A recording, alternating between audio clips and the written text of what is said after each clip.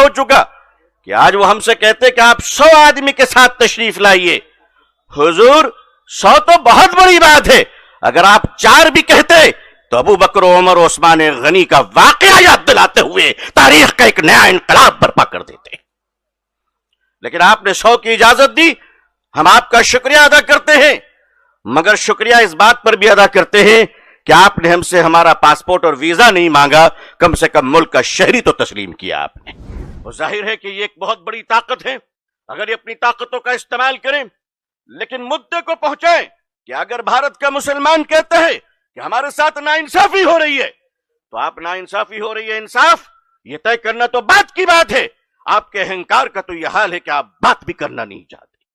تو یاد رکھیے، اہنکار ایک دن ٹوٹ جائے گا، دن کا اجالا ایک دن چھپ جائے گا، رات کے اندھیرے انگڑائیاں لے گی، لیکن یہ دیش باقی رہے گا، لوگ باقی رہیں گے، یہ میڈیا بھی رہے گی اور یہ ہم بھی رہیں گے، دیش کا سمویدھان بھی رہے گا.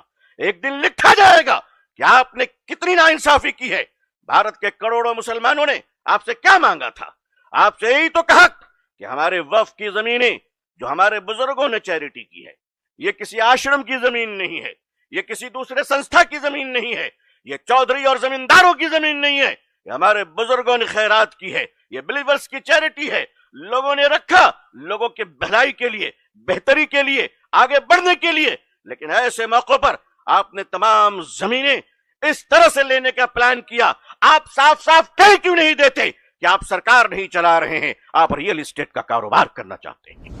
وقف کی زمین ہمارے آبا اجداد کی زمین ہے اور سرکار ہڑپنا چاہتی ہے، اور یہ ایک ایسی سرکار ہے وہ قانون لائی ہے اور یہ کہہ رہی ہے کہ ہم مسلمانوں کی ہمدردی میں لائیں. میڈیا کو کہتی ہے، ہمارے برادران وطن ہندو بھائیوں کو یہ کہنا چاہتے ہیں کہ صاحب چند مسلمانوں نے وقف کی زمینوں پہ قبضہ کر رکھا ہے، سرکار اس کو چھڑانا چاہتی.